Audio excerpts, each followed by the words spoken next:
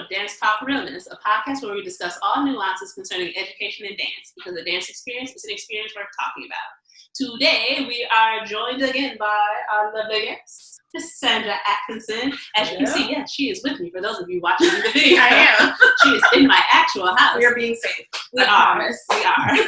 We have taken precautions. I know. It's okay.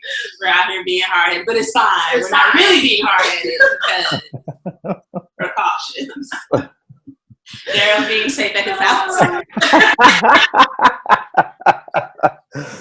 All right, before we jump into today's topic, which will be part 2 to our Dance as Political, today's quote is from one of my favorite podcasts, Righteous and Ratchet, which is currently on hiatus, so you should check it out. It's good times.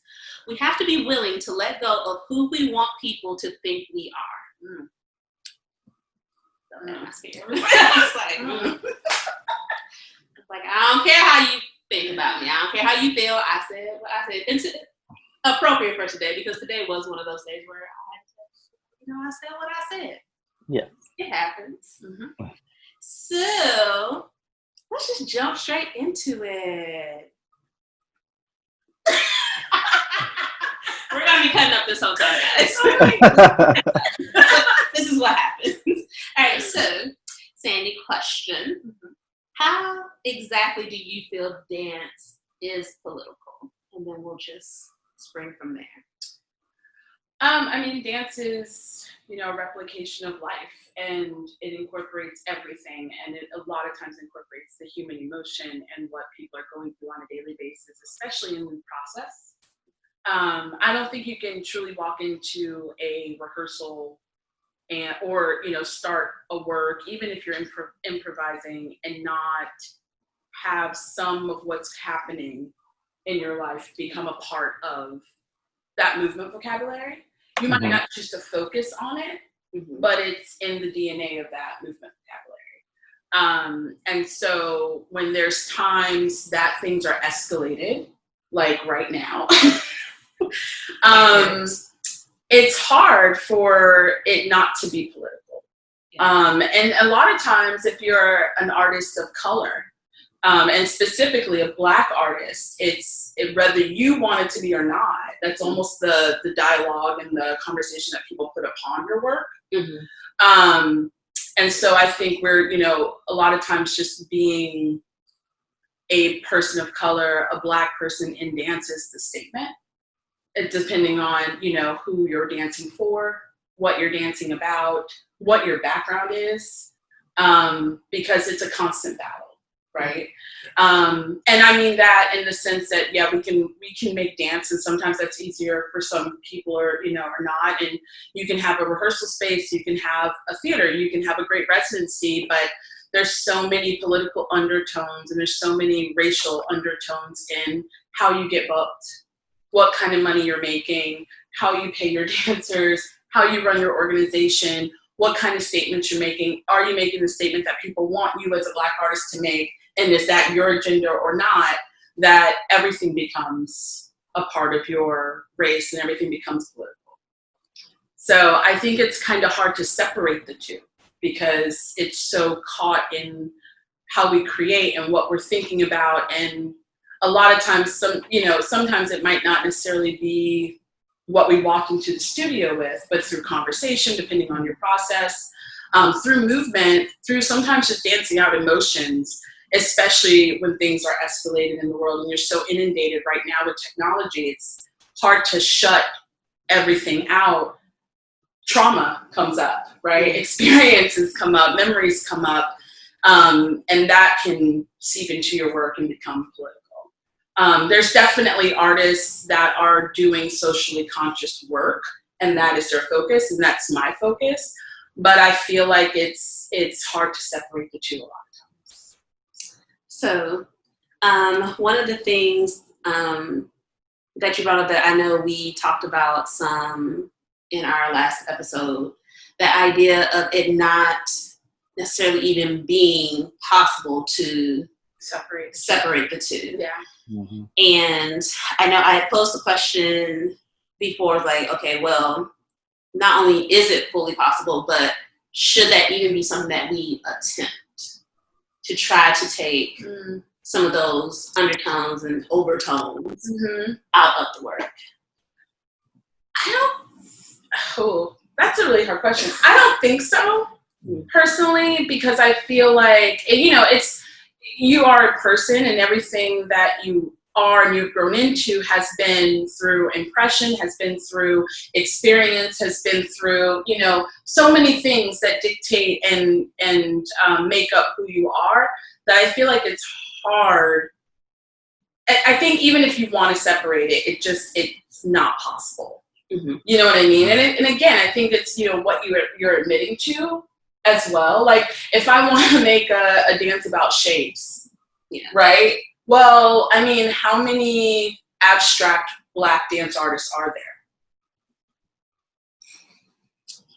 Because that comes up in the visual art world all the time. True. You know what I mean? There are abstract visual artists, but because of their color of the skin, their experience, it's like no matter what their concept is, the materials that they use, the props, the things that make the art, if they're, multimedia, the visuals, the projections, all these materials are chosen. And I think all of those things that we decide to put in our work as dancers comes from a cultural, a social, and an individual identity. So it's kind of hard to say, okay, this is not about this is about this. Because some of that is in that product.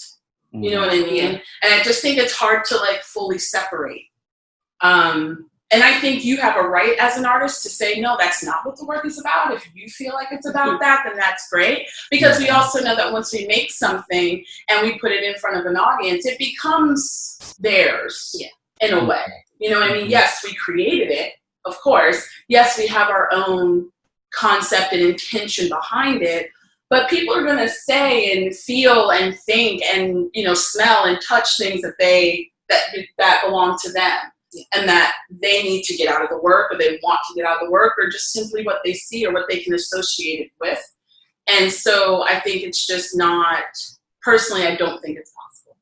But I do think as an artist, you have a right to say, of course, this is not what the work is about, but if that's what you're seeing, great. And let's have a conversation about that. Let's unpack that. But yeah. Yeah, that's kind of what we talked about last time. We started kind of getting on that tangent of the audience, right? And like what it is that the whole point of like getting it, like what is that it? And the it is something different to the audience than it is for the dancers, than it is for the choreographer. So, I think we bring in so many things. Once something is shown, there's so many paths and cultures and life experiences that are convening in this theater, that it's like, who knows what you're going to see or get out of a piece that you might see in a show. So, which I think is the beauty of dance and of performance, is that everybody comes in with their own biases and their own experiences, and hopefully viewing the work brings up some type of conversation. That's the other good thing about it, that hopefully we're able to have those conversations with audience members and with other artists, to just kind of discuss some of those things. Yeah. So. Yeah, and I kind of go back to critical response a lot in that notion, where, if you are an artist and you have the right to accept, the comment, you have the right to accept the question, you have the right to do a talk back. Yeah. You know what I mean? Like, I feel like there's always this thing of like, sometimes, and this is a part of my mission with Light Switch, is to engage in a community, conversation, or infuse other, types of art forms into the work as like an entrance experience before you see the dancing, and then it all should like melt together by the end. But I also feel that, you can do a work and let it be the work and let it sit there and not have to maybe have a discussion about it. Like, there's this pressure sometimes in the dance world, and I know where it comes from. It comes from, really trying to expose dance to a wider community and have the conversation, because there are so many people that don't know what to do with dance, especially modern. And so they feel like they need that conversation. But I think it's also the prerogative of the choreographer, the makers of the work, to not engage in that conversation if they don't want to. Like, what's wrong with that? Yeah. I've been to plenty of, gallery spaces and, musical performances and musicals where there isn't that talk, and it is what it is, and whatever you take away from it, you take away from it, and that's that. Yeah. And so I feel like that should be more of an option sometimes. Because, sometimes something is your baby, and it is this thing that the concept and the intention is coming from a very deep place. And we all know in the back of our minds that the way people see your art, they're going to interpret what they want. But sometimes maybe that's okay that you don't want that feedback. And I think that's the thing I like about critical response when I'm working with my students is you have a choice to say, I'm not ready for that, or I don't want to talk about that. And I feel like that's an okay thing. Because there's plenty of professions where they don't have to talk about the work 24/7 and that process. And, that's okay. Yeah. Because I know just even my experience being a musician, I don't remember that ever being a part of it. Like I never had to explain any portion of okay, well, this is why I made this decision. It was just like, okay, well, this is what you did. I mean, at most it would be if a professor was like, okay, well, you decided here to do this 7. And I'm just trying to understand, because we had to talk about it. That actually happened. Right. It was like, I literally told you, don't play that. And you put it there anyway. So, right. But in the sense that we do it in dance, where it is a full-on conversation about why you made the choices that you made. And it's almost as though it's a justification instead of I'm genuinely curious. And I don't know that I've seen that in other fields.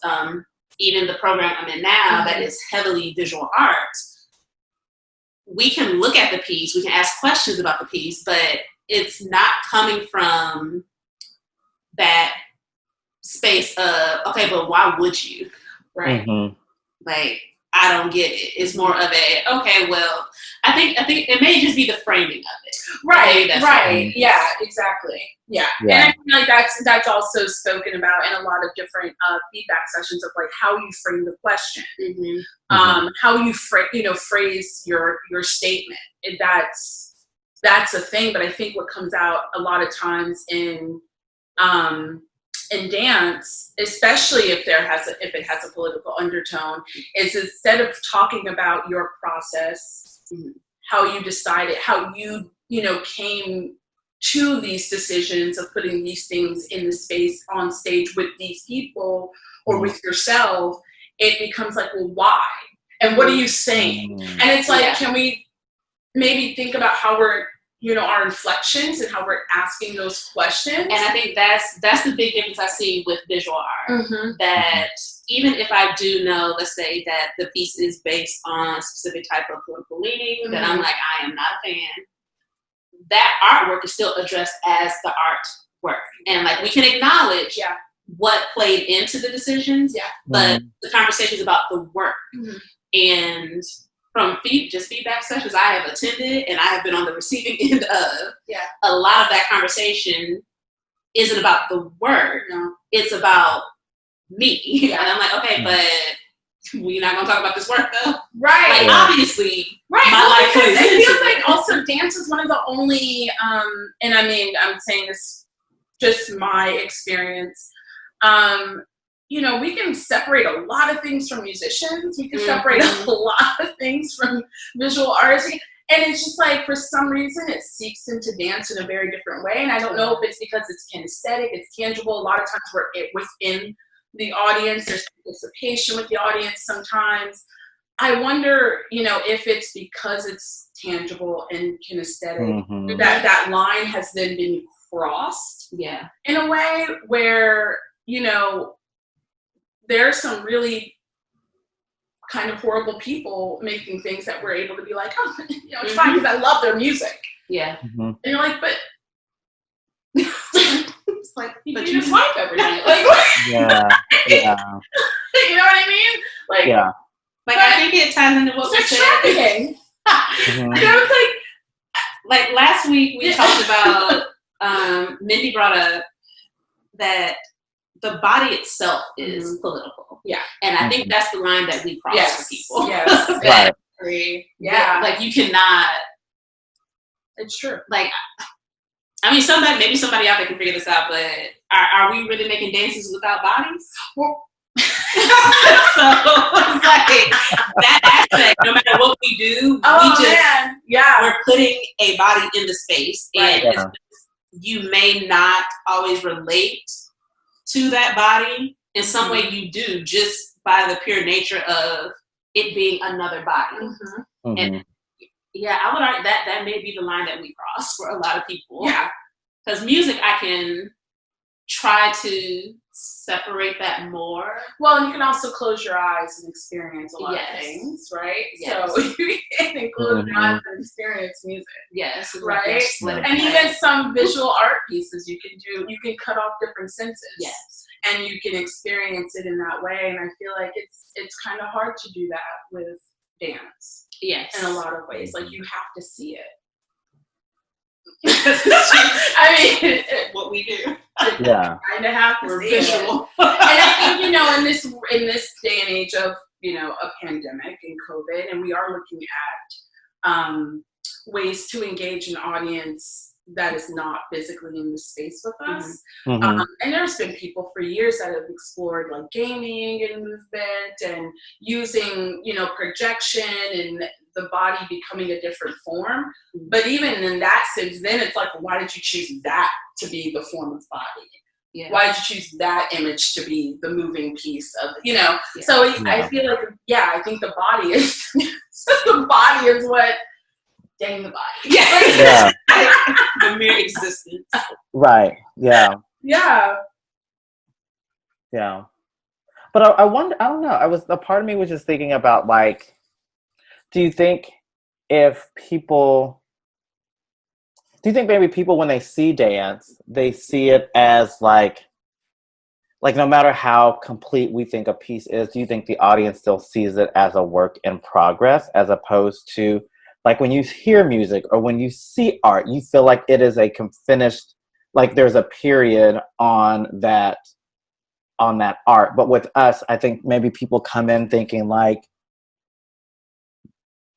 this could go on forever, whereas like maybe visual art is confined by the frame that it's in, whereas like dance doesn't necessarily have those bookend points or like it's not confined, you know what I mean? Like we can find it in a theater, and that's I think what we want, but like maybe audience members don't quite see it in that like Well, no, I mean, that's a really good point. But I think, well, is it genre based then? Because I feel like when people see the Nutcracker, yeah. You know what I mean? Right. When people see ballet specifically, I would say contemporary ballet maybe has that issue. Yeah. But when people see certain ballets or like the classic forms of modern, like if you see Revelations, you see Appalachian Springs, like to me that's finished. So I wonder like what makes a work finished for the audience and what makes them think that it's a work in progress. Like what is it about that thought process that says, okay, this piece of dance is done and finished and not.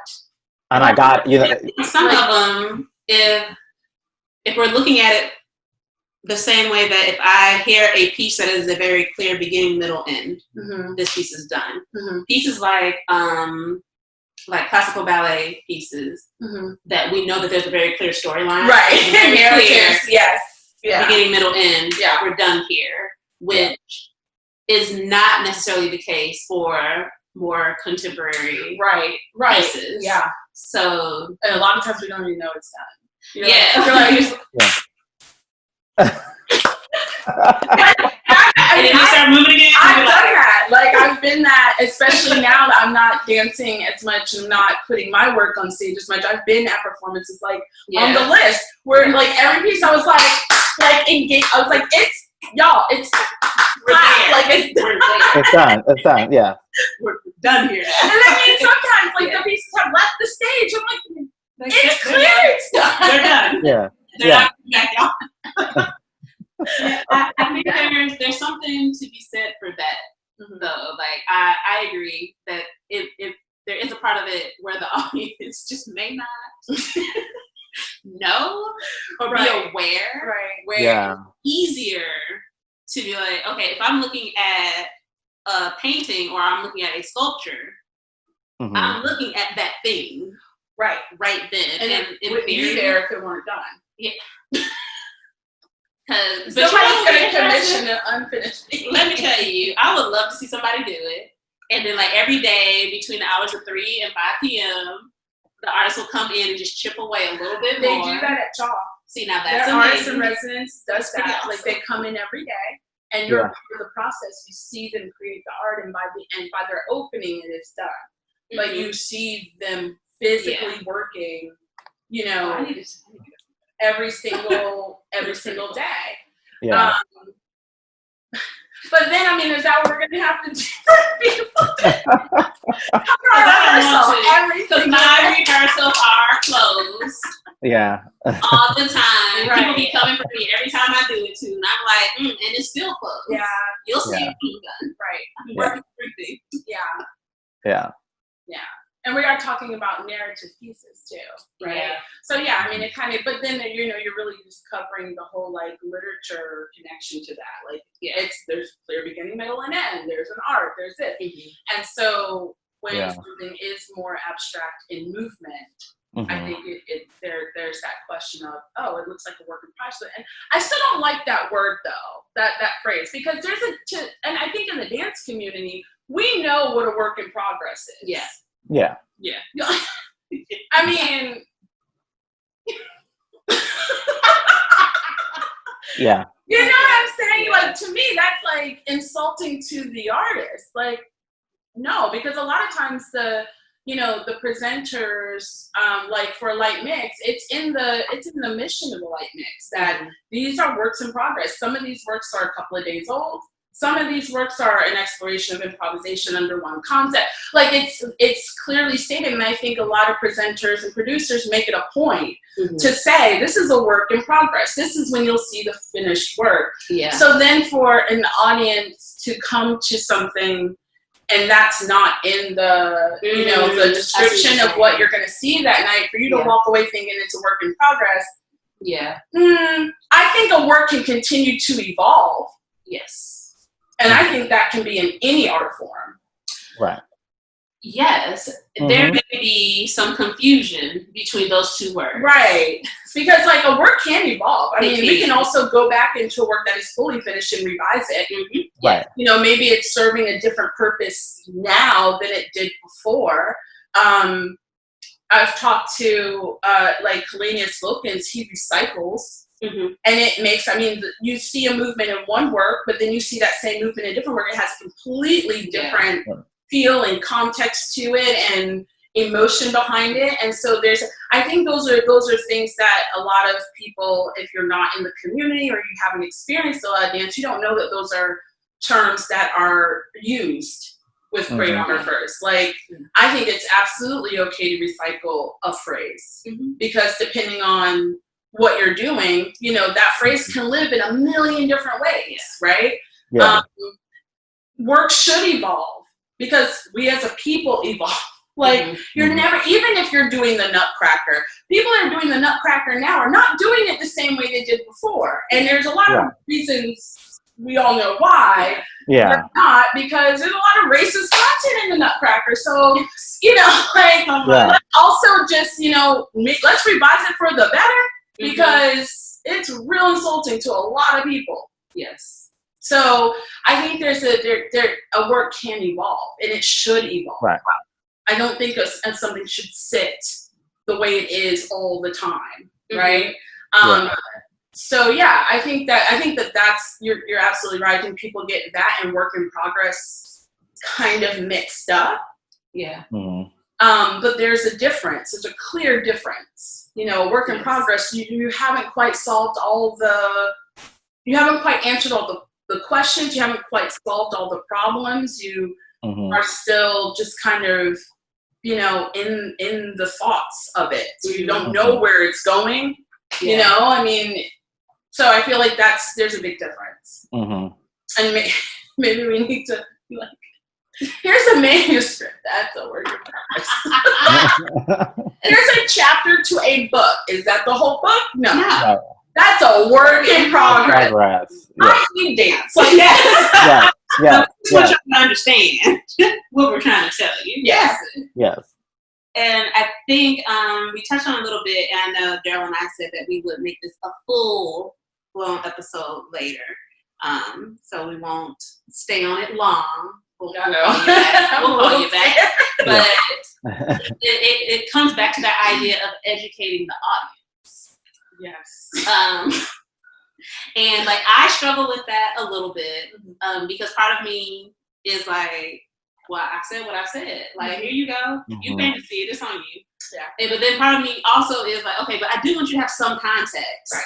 So whether you like it or dislike it is not really my concern. No. I just want you to not be completely lost in the sauce the whole time. Like, I want you to be. I want you to be useful. Right. I don't care if you like it or don't like it. Like, you can hate it, but you can have a conversation. Right. Okay. But see, oh God. Okay. I'm gonna stick my foot in. Okay. It's okay. Well, okay. So teaching, being an educator, right?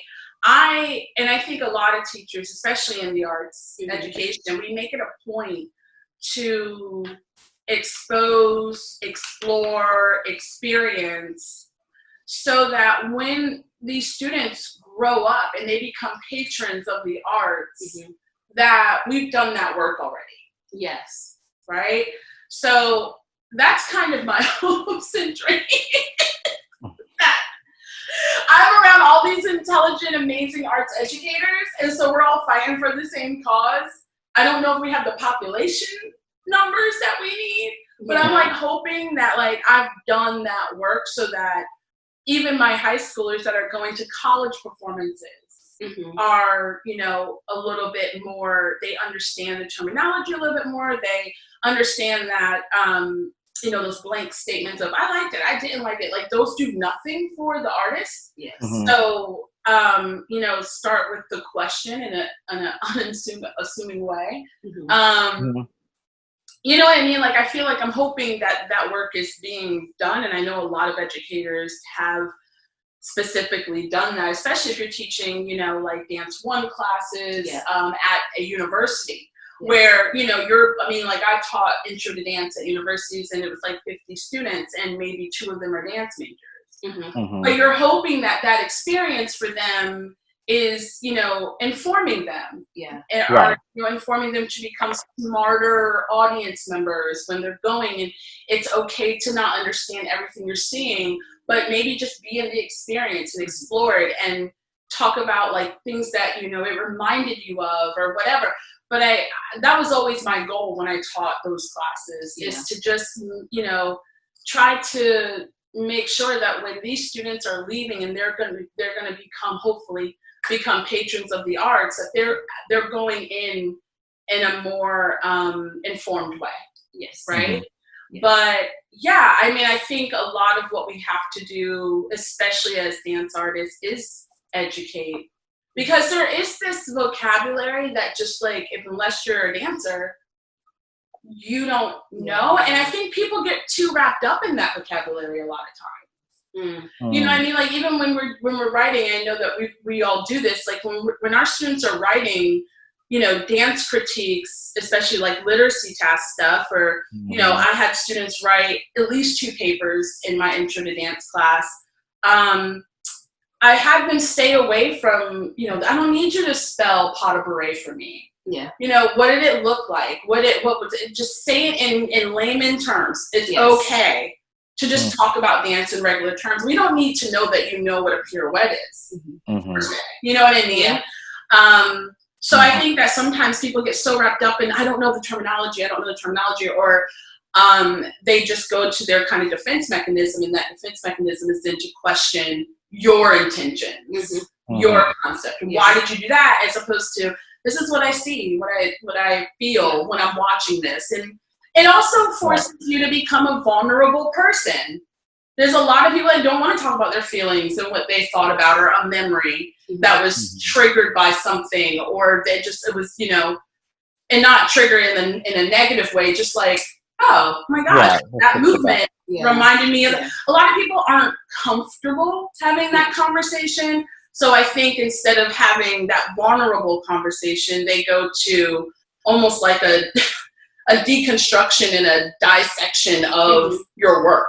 Yeah. It's like, well, just tell me how you felt when you saw that, or what did it remind you of, or like, what did it spark? Like, what, you know, if you had to associate this with what you're hearing in the news, tell me, talk to me. But that's not how those conversations go a lot of times. And I think that also has to do with the facilitator of the conversation. I definitely was not taught to write about dance in that way. And so then when I was asked to finally do it, I'm like, I'm like, no, I don't know how to do this right now. Yes, exactly. And I have found it way more beneficial to have something written in layman's terms. And I'm like, and I know the terminology. I'm like, I know what all of this is. I can spell it correctly for you. Yeah. Put the accent over the correct E. Yeah. But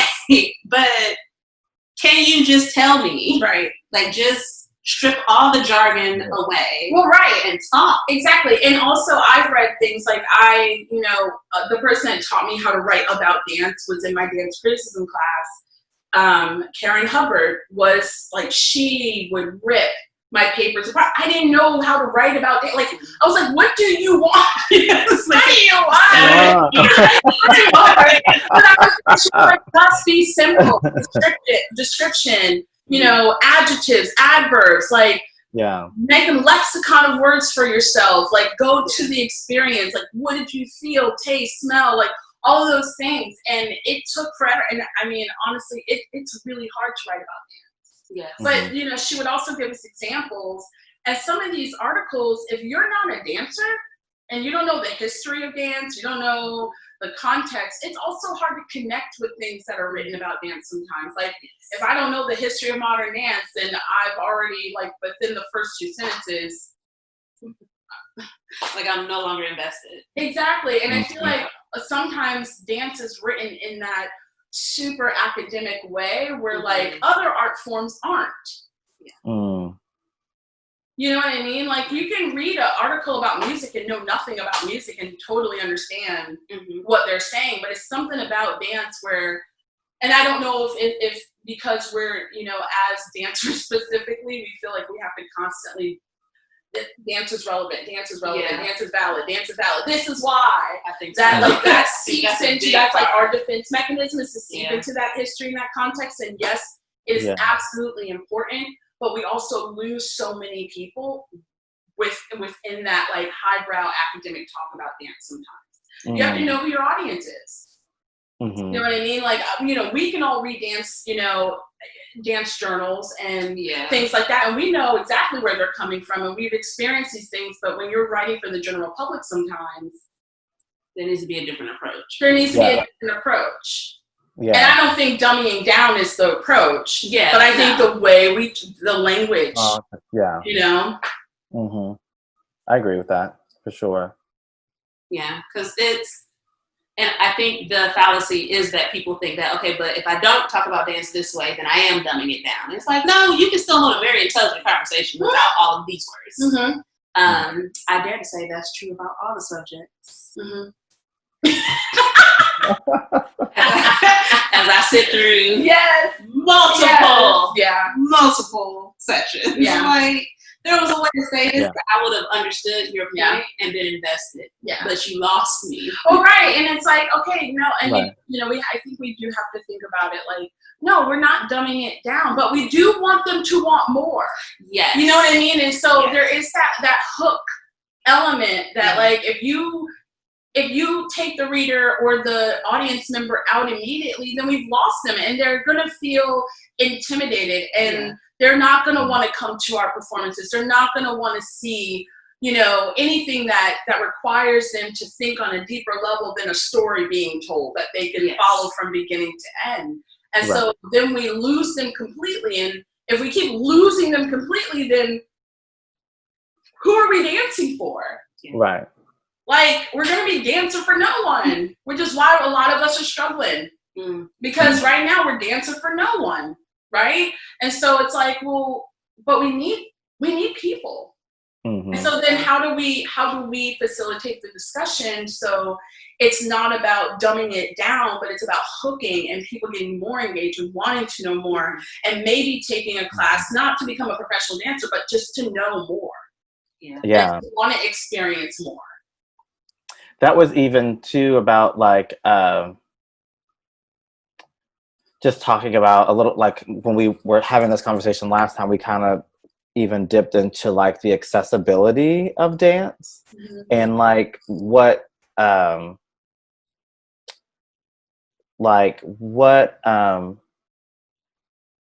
just kind of wrapping in that like the whole politics and developing an audience, if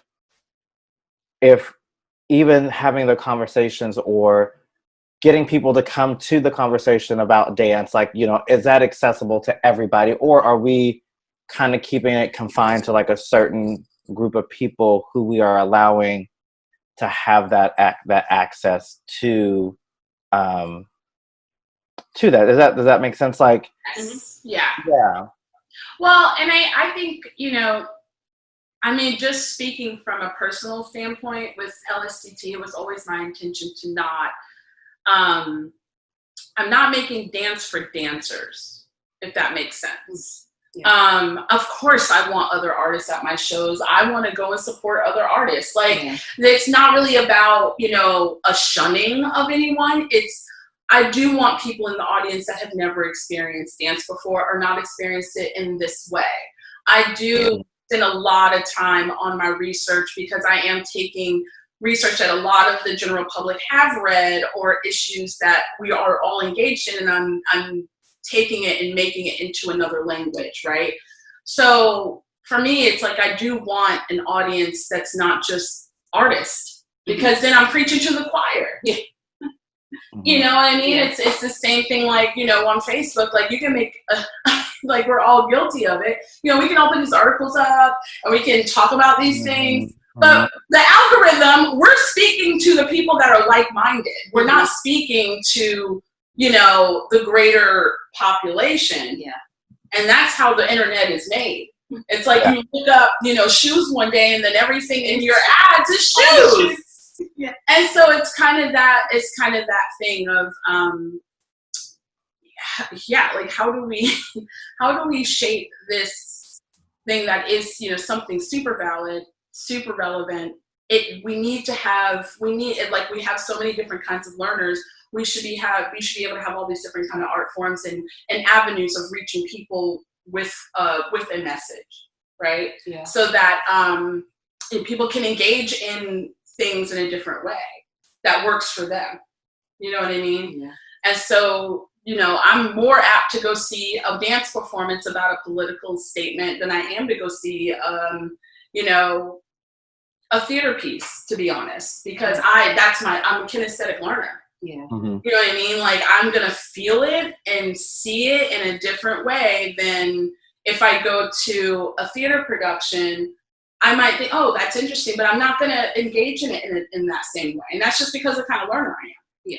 Mm-hmm. Things always stick with me more if it's kinesthetic. Yeah. You know? Yeah. So yeah, I think it's interesting. I mean, I don't know how to solve that problem. I think, I don't know how to solve that issue. Even in the process of us as educators training, air quotes, for those who can't see that. Right. I don't know how they can. But like the next audience for us, that we still kind of need an audience right now. It's like, but how do I reach the person who never took the dance class? Right. Like what do I do in that case? I mean, I could hope that they know someone who has and they'll drag them along. But even with the ones who, let's say I have a former student who, this is hypothetical, not putting nobody on blast. I will let you know. But if I have a former student who, let's say, they did all right. They weren't the greatest, but they weren't terrible. They had a good time. They learned some things. There's still, to me, something that still needs to be done to ensure that they actually will be part of that next audience. And I don't necessarily know what that thing is that needs to happen, because I laid the groundwork. I gave them the information, right? But what is going to be the thing that pushes you over the edge that you're like, okay, even if this is not something I'm ever going to take again, never going to study, if there's a show happening in the area, I'll get a ticket. I'll go check it out. Yeah, I don't know what the thing is that will put you over the edge. Right. Yeah. I used to do this. Go ahead. No. Go ahead. I don't know.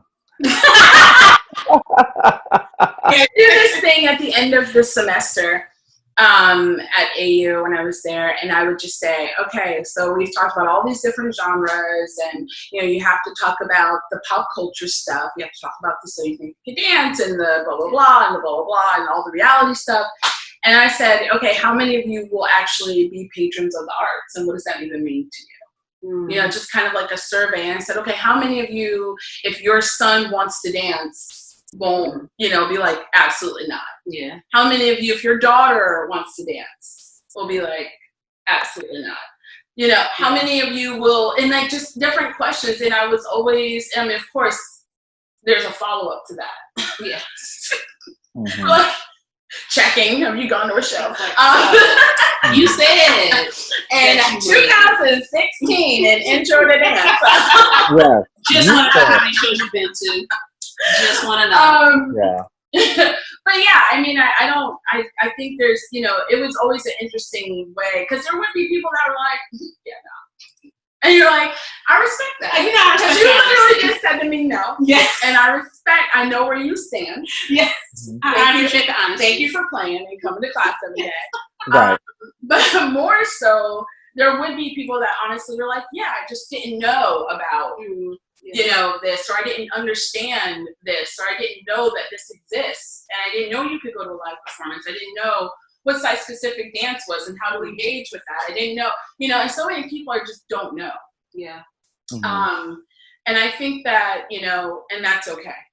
Because there's a lot of things I don't know. True. You know what I mean?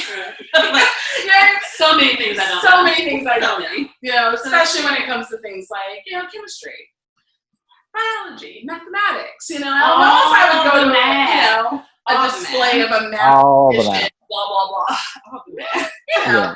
But so I think that's okay. But I think, if we're consistently trying, right, then that's really what it is. Like at least we're trying. Yeah. At least we're having the conversation. Because if it's the one person that might not have until they heard this conversation, or they might not have until they saw that performance or took that class, then we've already won. You know what I mean? Like it's progress in small steps. Sometimes it really doesn't feel like it's enough. because I think, you know, a lot of us are in the throes of seeing a lot of things kind of scale off. Mm-hmm. There's always a constant battle for, especially in education, for the validity of the forms. Mm-hmm. And this is all art forms, you know, we're constantly having to be like, hey, if your kid didn't have dance class, they wouldn't be in high school today. They wouldn't be going to English, math. Right. You know, I mean, like, Let me tell real you. talk. Let Let me tell you, because, you know, we also hold artists to a high standard. Mm-hmm. Yeah. You know what I mean? Like, you know, you can't, there's a lot of programs where if you're not academically doing the thing, then you're not going to be in dance class. Yeah. You're not going to be on that stage. But how many other subject areas do that to the arts? Did you go to dance class today? Because if you didn't go to dance class, you can't, you know what I mean? It's like, Look, fool around, some teachers were encouraging it, but it's okay. We're not going to put people out there right now. don't do it. No. I'm not gonna do I'm it. a savior. Positive energy. I'm a savior. Close to the vest right now. Yeah. Yeah. Like we really do hold artists. We really such do. a high standard. Oh, yeah. Like we want you to be good. Yeah. And I mean, All the places. I think I saw that this whole distance learning thing that we just went through, that we might continue to go through. But you know, usually, especially freshmen that are coming from, you know, middle school, that are then, you know, it takes them a year to really like figure out who they are in this new space with all these, with this massive amount of people, because they come from, you know, middle schools are not as populated as high. And then we're like, okay, but you know, do you have a 2.5 or to me 2.5? But do you have a 2.5 or higher in all of your classes? And are you in uniform? Are you doing this? Are you doing that? It's like the standard that we hold artists to that I don't see in a lot of different, you know, I think maybe athletics have now come up to that, but we all know that was a push and still is in a lot of communities. Sure. But yeah, like you have to be, you know, academically and artistically successful. Yes. Mm-hmm. And, you know, you're not going to be doing this performance or going to this conference if you're not doing well in this, and this. Yeah. And, I legit don't like that. No, and I also feel like it's that way when we get to college. It's that way when we're adults. It's like, okay, well, you have dance, but what else can you do? Yeah. It's like, well, dang, like, can I just do my job? Like, Yeah. This is what I do. right, like, everybody that has gone to, like, you know, a banker and be like, I mean, you can do this, but can you dance? Like, this is what I do. But I'm doing the thing that I'm supposed to do. Right. Let me be great at this thing. Yes. Yeah. I have never been a fan of that. Okay, but if you messed up in English, now you can't perform. Because I was like, first of all, selfish moment. You're not about to mess up my whole formation. What? They lift her. She got to be in this piece. Oh my God. They can't pick nobody else up. We worked on this for months. Mm-hmm. So you're going to mess up my stuff because you mad because your JP assignment didn't get done? But okay, that aside. Yeah. I'm like, that type of reinforcement, it works. Yeah. But it don't really be working all the time. Not consistently enough, because I was that kid who didn't really work on. Because I was like, no, you're right though, because I mean, you think about the demeanor of the student, you know, if dance is their way of, you know, becoming a more responsible young person, becoming a person that, you know, can express things, can make things, can learn how to work in a group, can solve problems, can critically think. I mean, dance has all of those things. Like, you cannot be a dancer and think of 9,000 things at one time, and that's just to be able to hold your balance for a prep and a pirouette. Like, you're thinking scientifically, you're thinking mathematically, I mean, like, all of these areas are infused in just like one step of dance, right? But the demeanor, if you say to a student, well, I'm sorry, like, all the things you've worked for the last, like, 6 weeks, and I know you're in 9 dances that you've been practicing, but you can't because you didn't do that one thing. I'm wondering if that approach needs to be different. Well, maybe if I'm going to partner you with another dancer who's doing well in that class. Yes. Let's do some tutoring. Let's do and this, let's that, see and the what the other. actual root of that problem is. Yeah. And I'm always down for like detention. You know what I mean? But like, I will add struggle to your life, Right. but what I won't do is take any away, because guess what you're going to do being all these pieces. So that's then I and the whole class now has to adjust to, you know. I'm like, and I'm not penalizing someone else Right. like that. I'm not penalizing Right. myself like that. I'm like, and you have a responsibility to us. Right. So you're going to uphold this. Yes. And on top of that, you're going to get that together. Yeah. They're, oh, child, like, when I tell you, that's one thing I hate about being over there. Yeah. Like, this is not extracurricular. I am 100% And that's what on that's your what it transcript. becomes. But that's what it becomes, right? And so I'm thinking of ways of getting rid of that, because I'm like, well, but then it's like these are 4 classes that count towards your GPA. This is one class. And what you counts can't towards do your is GPA. tell you Right. that you can't hold that against their grade. I'm like, but their grade was this performance. Right. They didn't do said performance. Right. You can't pass anyone else's class like that. Right. So, Well, and then, you know, there's the whole like, well, what is the piece about? Like, we did a whole piece on lynching, and that became a real deep discussion. And that was before the explosion of, you know, all the things again, because this is not new. Let's just be very clear. Yeah. But, you know, we had a full discussion, especially between our Latinx dancers and our Black dancers, and what that looks like. And I had one poor baby was like, well, what do you mean Black people were lynched? And I was like, oh, sweetheart, let's talk about history. But you know what I'm saying? Like, it's always infused. Like, they're learning something that they might not even learn in history class, to be quite frank. And so, you know, they're learning. We did a whole piece on Mars. We learned everything about Mars. We learned everything about the moons around Mars and the distance. And so it's like all of these things you're infusing, and they're learning things in such a different way that they take that knowledge outside of that dance room every day. So why would I penalize them when I'm actually helping? Thank you. Right. Thank you. Right. Yeah. I mean, right. There's just so many things, like just, you know, just talking about the responsibility piece, talking about the learning the history. I think we talked about even how, you know, we could develop a dance school, and like through dance, you could learn all of your math, science, history, social studies just through dance alone.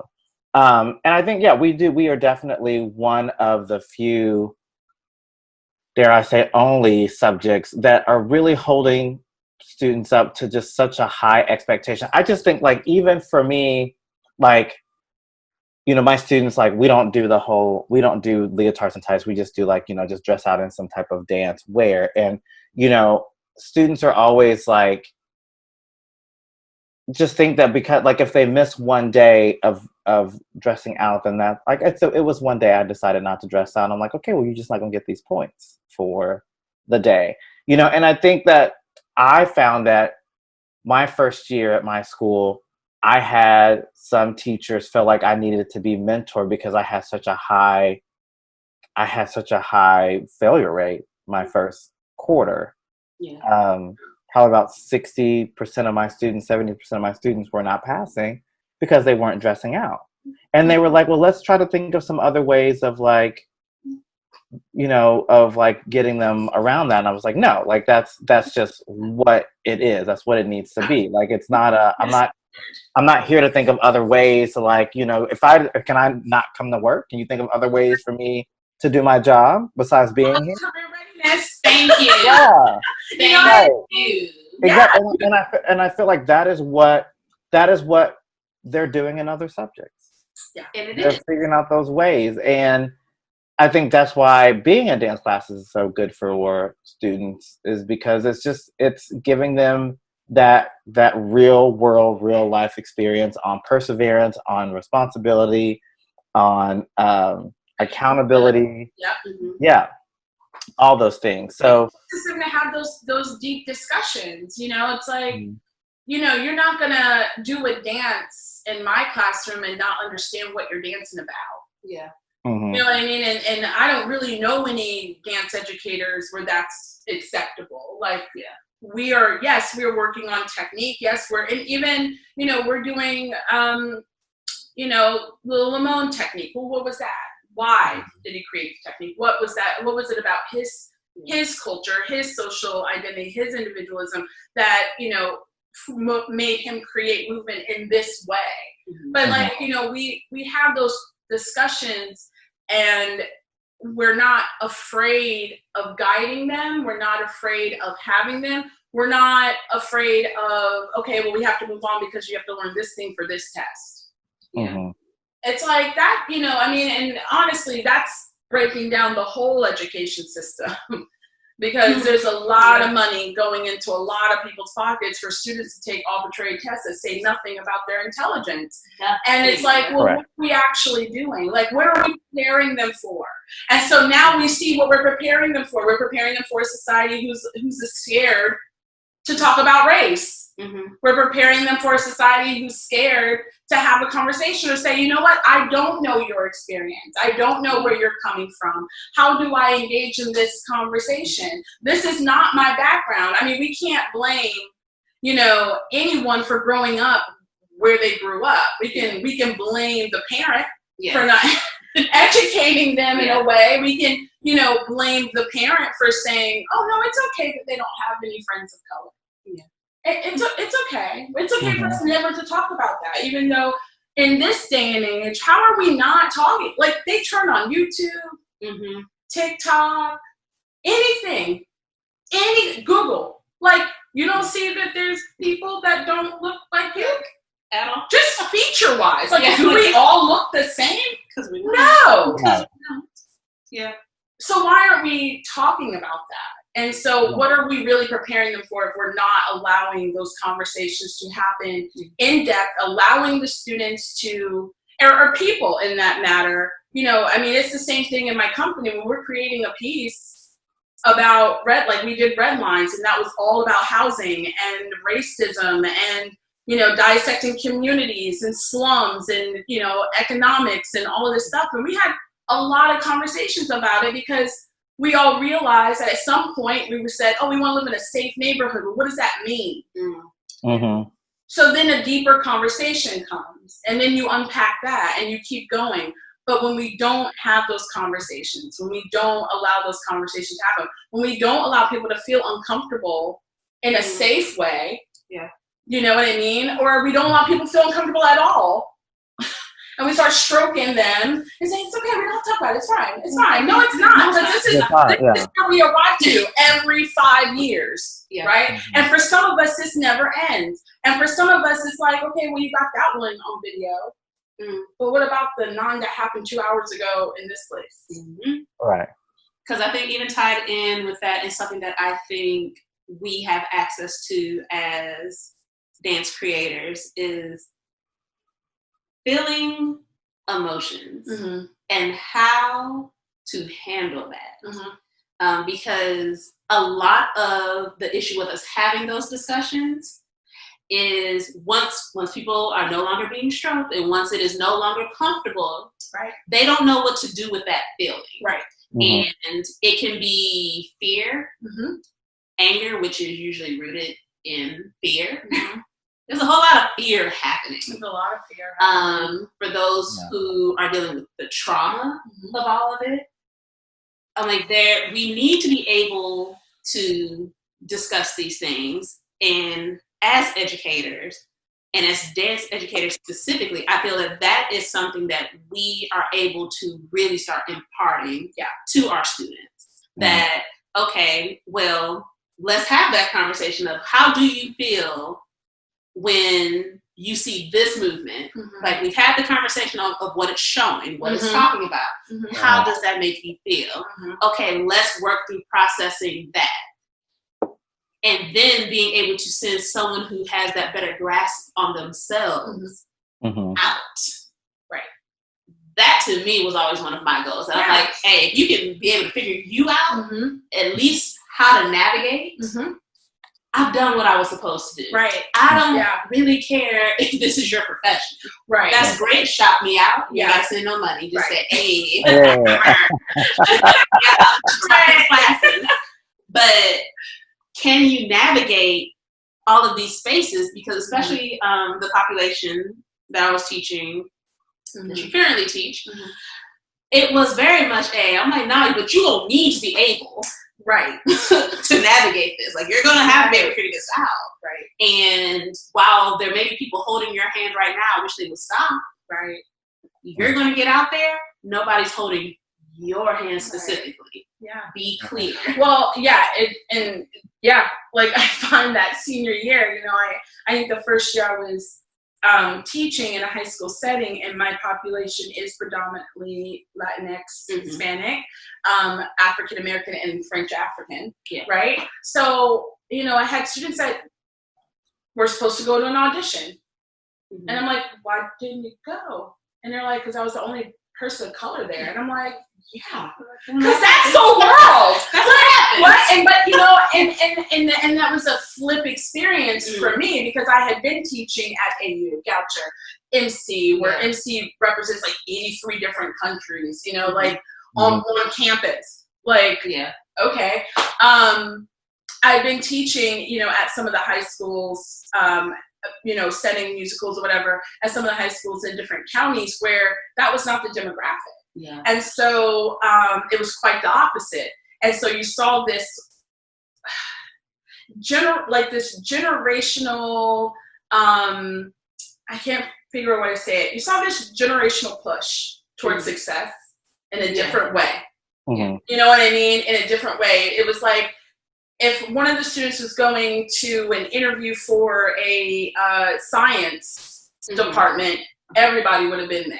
But since they're going to the dance department, no one is there for them. Nobody's going to pay for them to get there. They don't have any place to stay while they're there. I'm a big advocate for not traveling the day that you have to audition. You know what I mean? But like, there was some real deep-seated ignorance.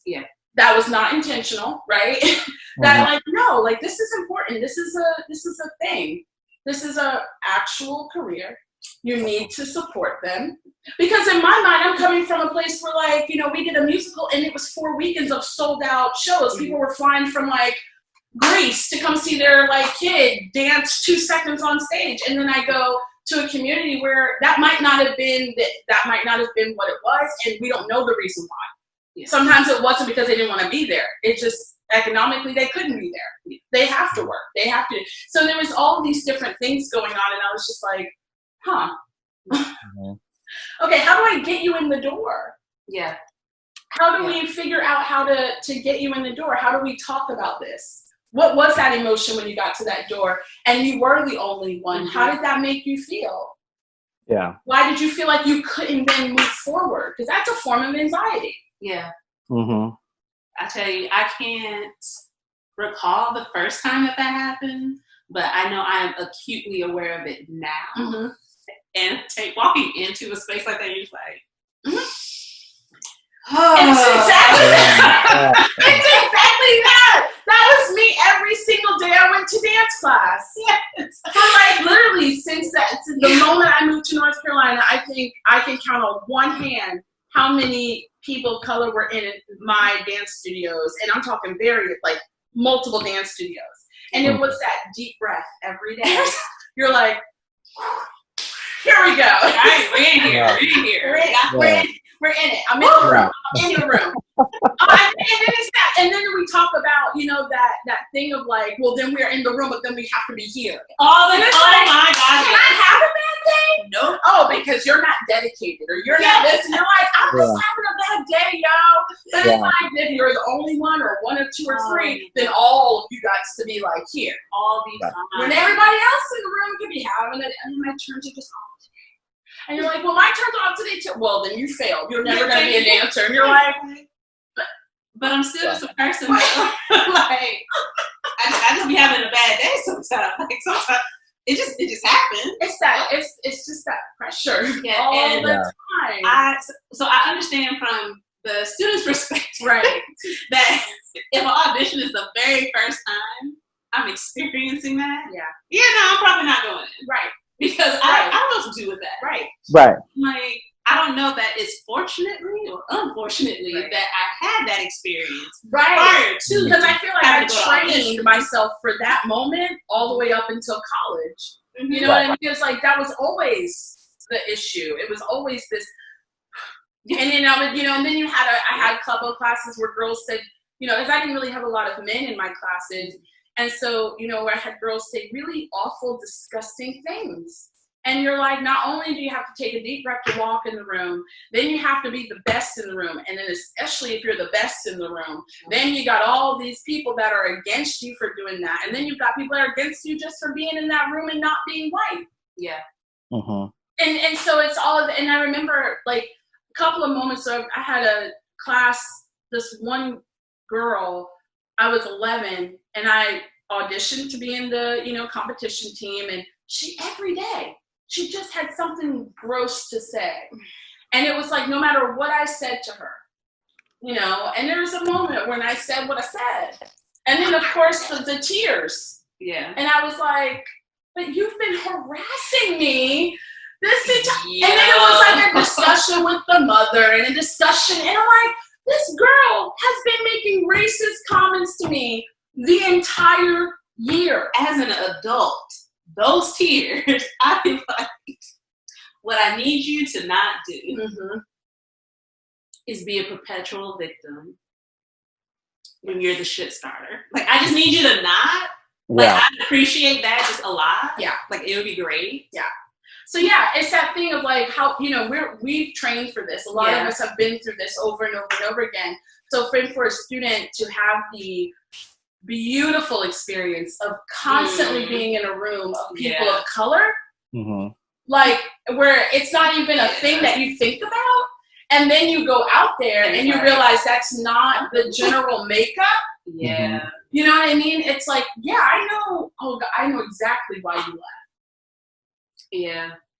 Because I've been training for that since I was like 4. Yeah.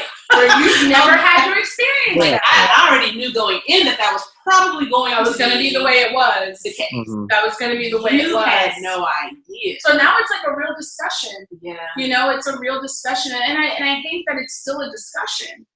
I hate that there's certain places that some of these students go and it's still, you're the only one or one of 2 or 3. Yeah. And sometimes, the 2 or 3 can also be disgusting because they have a defense. Yeah. They know they have to, be a certain way. And so it's a ridiculous amount of pressure. And I find that, I don't know, like in the last couple of weeks, I've just been like, you know what? Like self-care is resistance. Black joy is resistance. Because honestly, I'm tired.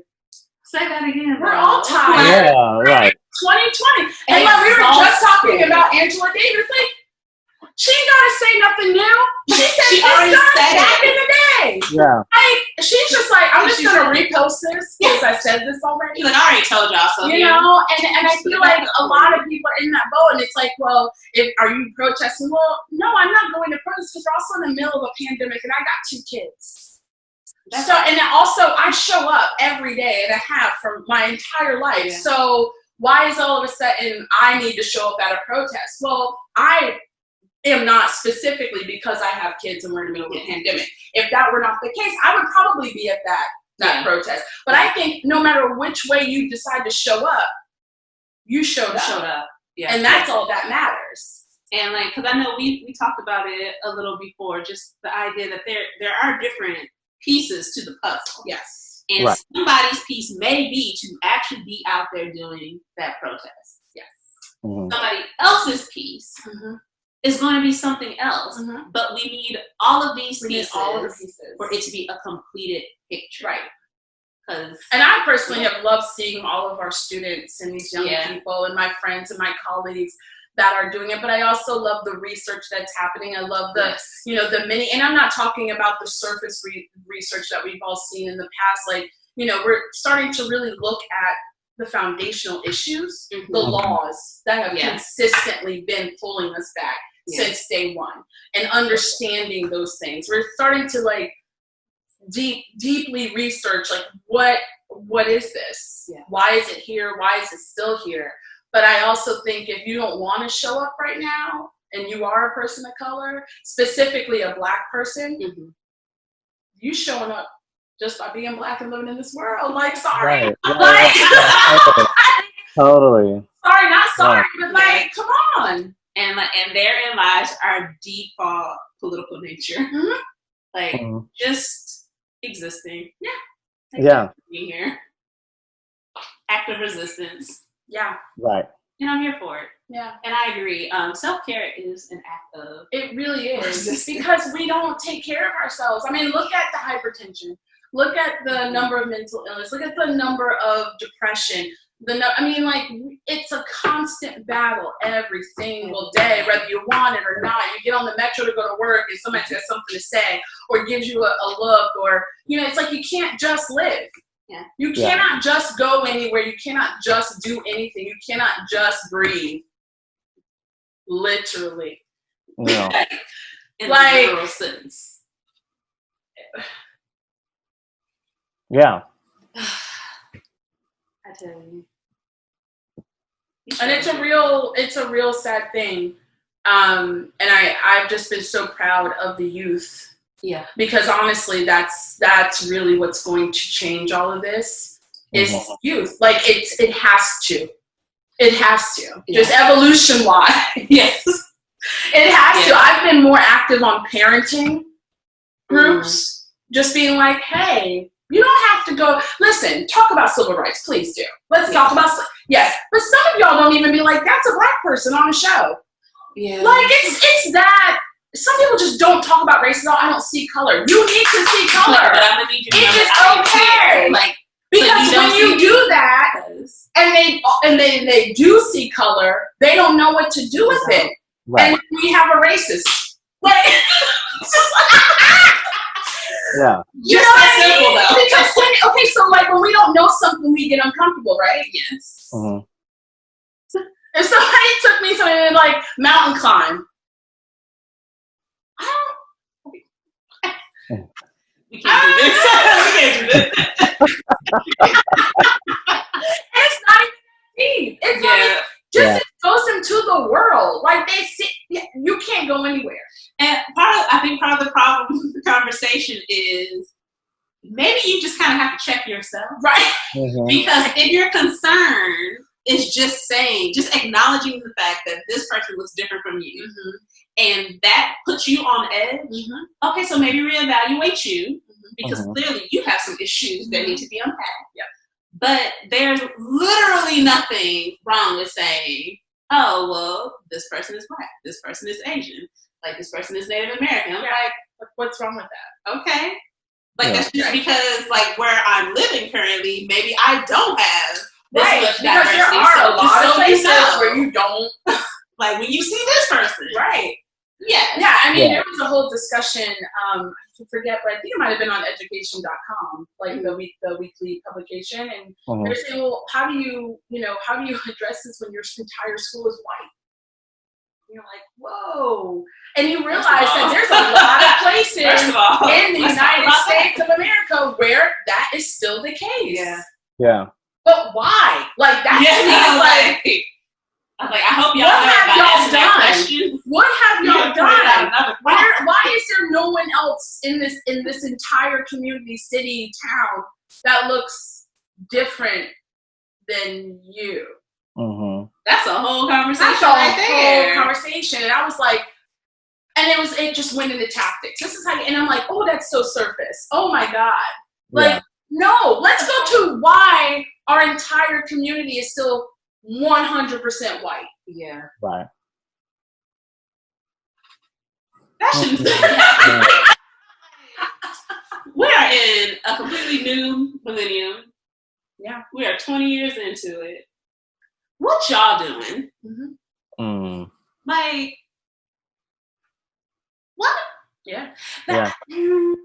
But and see, if that is the case, like I'm trying to imagine that if I were living in such a time warp that I saw that as normal to just be in an area such as that, I can see where I would be uncomfortable holding a conversation because I am clearly living there for a specific reason.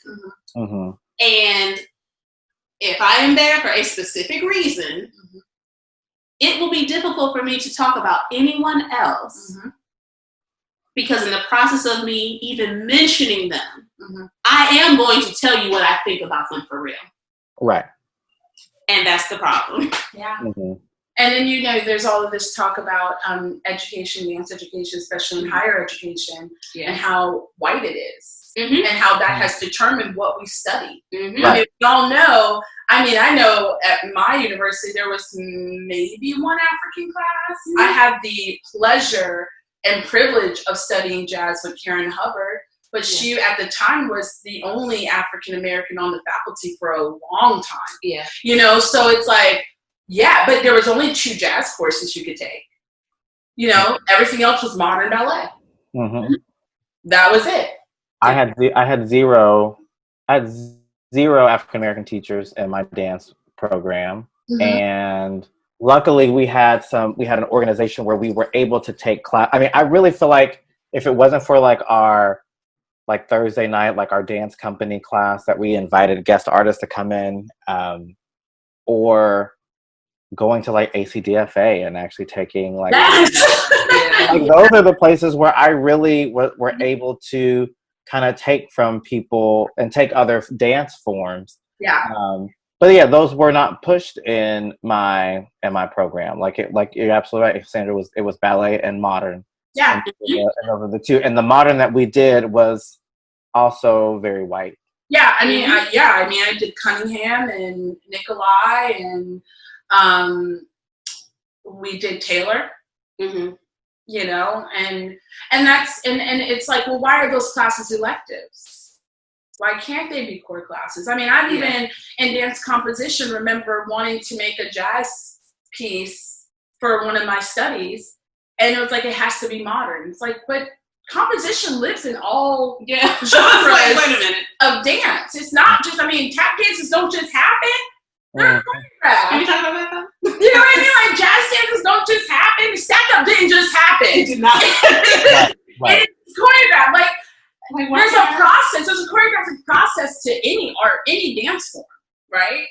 But it had to be modern. And I know now, like, specifically in my classes, that I'm always encouraging, well, what form are you really interested in? Like, I want you to experience all the forms.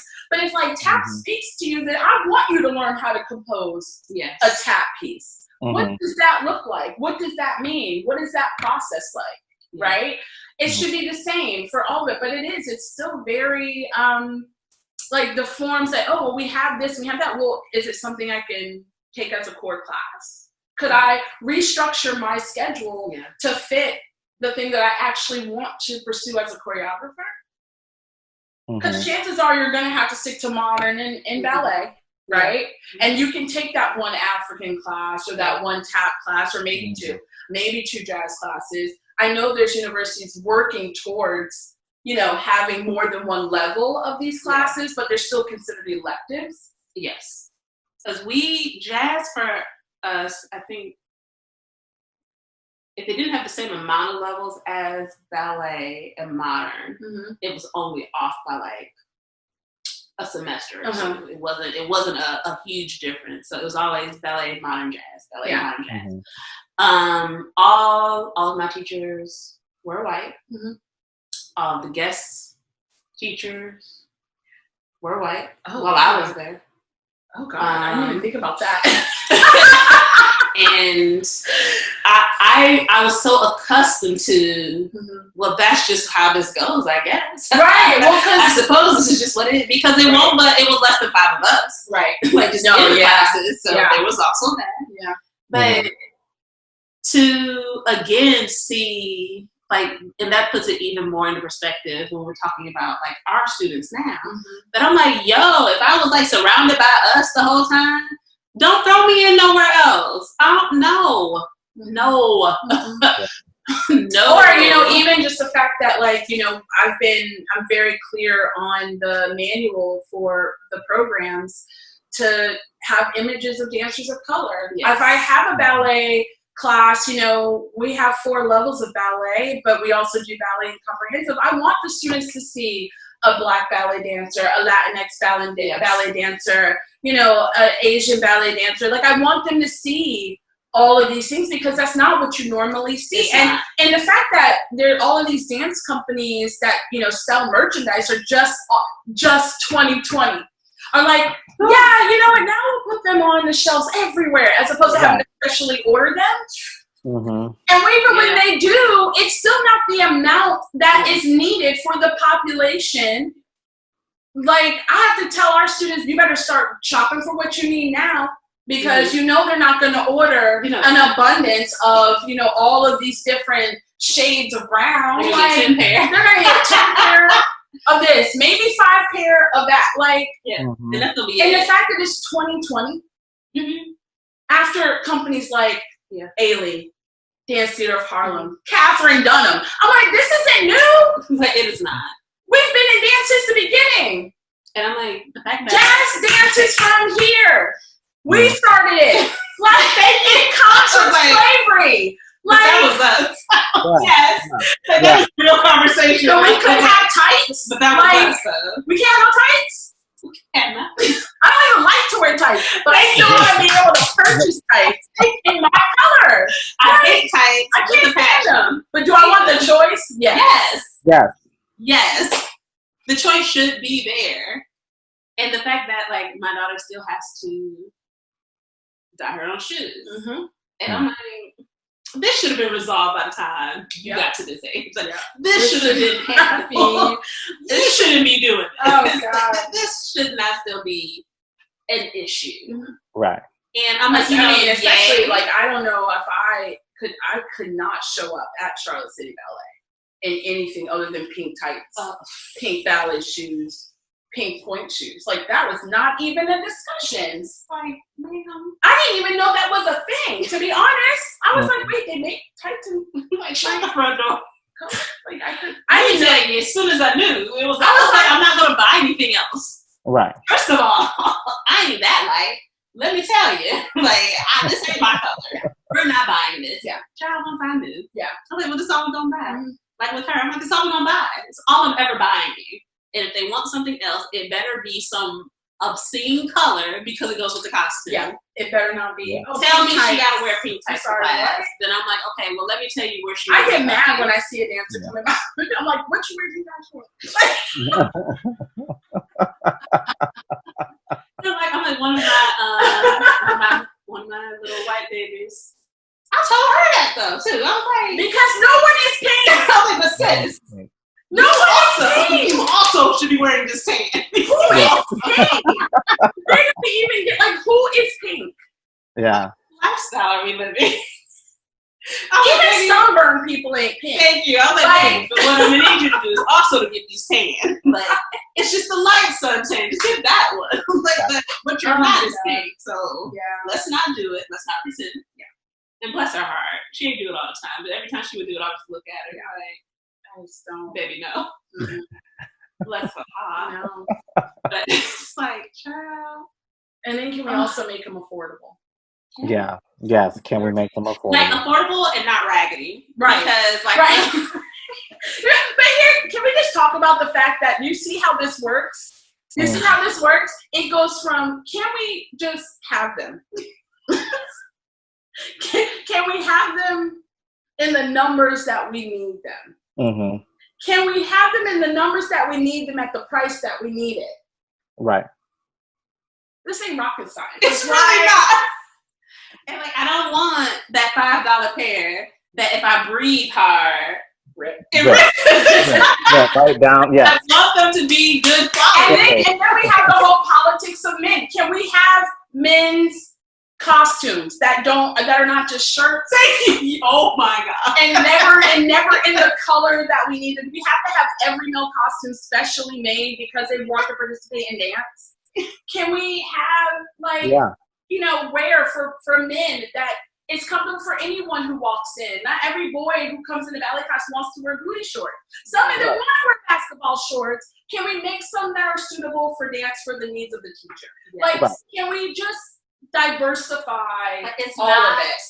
As hard as they are making it seem to be. It's not. Like, this is all very every time we have to do a dance concert, even my professional company, it's always okay, I have to find something for the men to wear. Yeah. You know, and if you don't have the money to have a costume designer come in, you are at the mercy of the stores. Yeah. And it's just unfair to have the young man who's, you know, been through this process of this piece, and, you know, I have this very specific costume for the female, and then homie over there is in a t-shirt and pants because there's nothing else to put them in. Right. Every time, though.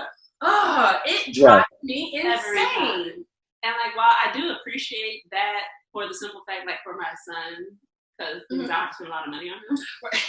So that's like a very selfish reason, and I acknowledge that. I understand. But from a choreographer perspective, I'm like agonizing. But I want them to have nice things too. Like, everyone who's in the like piece the fact should that have it's in access. there, and I mean, there's also the whole like then okay, now you can't even put this in K through 12 because there's a whole issue of gender. Yeah, that we as a society automatically from day one, you know, you have the girls section, the boys section, like there's that whole thing. Okay, so let's in high school, let's say K through 12, we just start making costumes for boys, or for anyone who doesn't feel comfortable wearing something that is female gender costume, because I do have some young ladies who don't want to wear that, and there should be more options in general. Yes. But then, like, can we also talk about that more in higher ed and in, you know, the dance world in general? The gender specificity, I don't know if that's a word, but it's on my nerves. Like, can we just, and it's not that there's choreographers who aren't doing it, because there are. Yeah. You know, I mean, Mark Morris is notorious for it, but it's like, there's no choices. It's just everything is in these little boxes, and you're like, you're so like, just you don't have a choice sometimes to think outside the box, nor do you have the money to think outside the box. Like, if they do create it, it's always so much more expensive than it needs to be. Yes. Yeah. And similar to the tights, this shouldn't still be a conversation. Right. Men dancing isn't new. It's new. Is it new at all? It's like, it used to be the only thing on stage. They've been here for a brick. The only thing on stage. So, I'm sorry. The first female professional dancer was way after the first male. So I'm like, what went wrong? What happened? That we just decided all of a sudden it's wrong? I don't even know. Trash. It's like, wait a minute, guys. I mean, if you even just look culturally, most cultures, men are dancing. Yes. Sometimes men are the only ones who are allowed to dance. Yes. Right. Well, like what? So what's the problem here? I don't know. What is the problem that we're having? Because this should not be still. But you know what? There are so many things that, and yet they should not still be concerned. Yes. Right. Politics is everywhere in it. Merchandise, the dance floor, the makeup of classes that you can take, the companies you can audition for. It's everywhere. And which I think just confirms our point that we can't separate. Right, exactly. It is. It's just going to be surrounding us. It's still somewhere. It's still in there. Somewhere in there. No matter what we do. Yeah. All right. So that actually, it's a raggedy segue. It's a raggedy segue, but it's a segue still into our ultimate dance trio. I know how much you love these. Okay. I'm just like start sweating right now. Oh my God. Okay. So this is harkening back a little bit to us talking about teaching our students how to kind of navigate this space, as they're also going to be not only future audience, but also future creators. What are 3 ways? I know, I love you too. 3 ways you support your students, dancers, in developing ways to express socio-political ideas through their movement.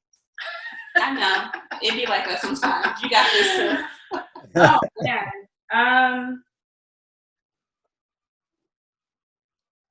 Honestly, I feel like just showing up a lot of times is the thing, showing up consistently. Yeah.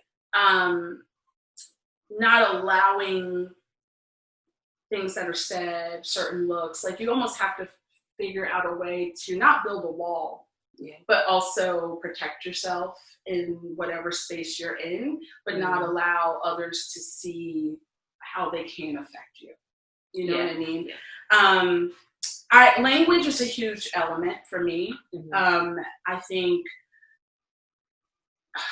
my dancers, I'm just huge on, you have to be able to express yourself. You have to be able to write your ideas. You have to be able to speak and not be afraid to speak and not be afraid to ask the question. Even if you feel like it's a silly question, like ask the question anyway. It's out there. And if a person, says, well, that's a really silly question, the question's still there. And my friend, Rebecca, she was really good about that. She was like, okay, it's a stupid question, but the question's still there. I mean, answer it, She right though. Because I think we're, sometimes silly questions come out, and I'm always like, why don't you guys help your friend out? Yes. help them out. But yeah, I think speaking, showing up consistently, and understanding that is important. And understanding that if you cannot show up, because sometimes we cannot show up, that's okay. But you have to be able to express why for yourself, that you, in a way that you feel comfortable, right? Because communication is absolutely the key. And I think that's something that a lot of young people specifically don't know that they can do. Because there are so many adults out there that don't make it okay for them to do that.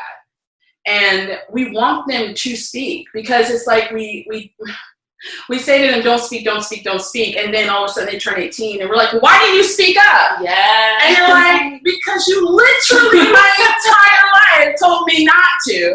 And now I'm supposed to know how to express myself? So what? And so that is really important to me. And writing and teaching dancers and young people to be able to express yourself through writing, because so much of what we have to do before we even get to that room is writing. Like you have to have a cover letter, an artistic statement, a vision, a mission, all of these things before they allow your piece to be on stage, before you are allowed to go audition, before you're allowed to do anything is sometimes just the words. And so understanding that, yes, the technique is absolutely imperative, of course, but if you can't get into the room, then it doesn't matter how high your leg can go. It just doesn't. And, how to authentically present yourself. So much of what we do and have to do is present ourselves in the way that we think that we have to. And how do we, and I think all of us are still learning how to do that. I'm still learning how to do that, but I want to teach younger people how to do it faster and not do it, when they become 30 or 40. Like you can authentically present yourself as who you are, and how do we do that in a way that we feel comfortable doing it? And so that's kind of, for me, it's like, I love the technique element, but to me, that's like the duh. Like you're in a dance class, you're going to learn technique. You're going to learn vocabulary, hopefully. I mean, Well, Gerald,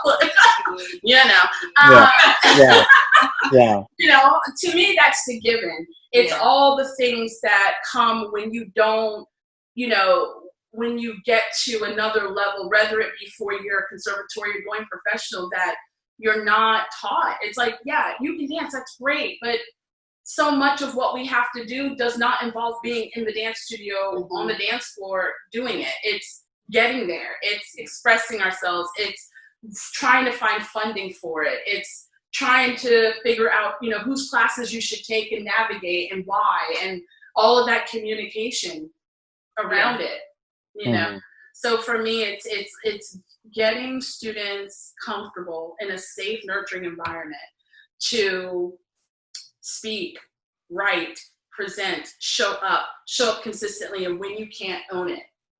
Like, it's okay to just be like, you know what? I just couldn't today. Yeah. Because there's no one on the planet that can every single day. And if you say that that's you, You're you are lying to yourself and to everyone else. Like, I would love to say that I'm that person, and I think a lot of people think I'm that person, but there are definitely days where I'm showing up, but I'm not showing up the same person. Yeah. Like, I might have cried in my car for a while. I might have taken that nap. I might just want to, let's lay on the floor in that exposition and breathe because that's what we need to do. Yes. You know what I mean? And to me, that's okay. Mm-hmm. Because you can't. And I think, you as a teacher, we have to read the room sometimes. Like, of course, we want them to go all the time. Yeah. Do all the things because we all know what it takes in this business to do it, right? Yeah. So there's no time for rest. But sometimes when you walk in the room, you can feel the weight. You can feel the exhaustion. You can feel the confusion. And sometimes it does take that circle. Sometimes it does take that Bartinia X. Yes. Sometimes it does take just, okay, this is how you work through this so that you can show up the next period or the next day and be ready to go. Yeah. So that was more than 3, but that's where I'm here for it. Yes. See, I told you it was going to be that. You still got it that person, man. I still regret it. I'm like, no, I don't regret my answers, but I'm like, God, I could have. You could have done so many different things. Oh my gosh, there's so many different. 3. Oh, Lord. We'll let you do we'll let you do that one again. Oh. And you can do it when you pick. If you want. I'm good. I'm just gonna let that be what it was. Okay. Oh, my bad. I still love it. Hey, well, thank you for joining us again. And thank you all for joining us again here at Dance Talk Realness. Please make sure to like, comment, subscribe, follow us across all the platforms that we are on, which are Facebook, Instagram. It'll never be Twitter. Never. Podcast. Because I always. If you have any questions for any past guests, be sure to drop those. Any questions for me or Daryl, drop those also. We'll make sure to answer them as soon as we can, and we will continue bringing you fresh new content. Looking forward to seeing you next week. Bye. Bye.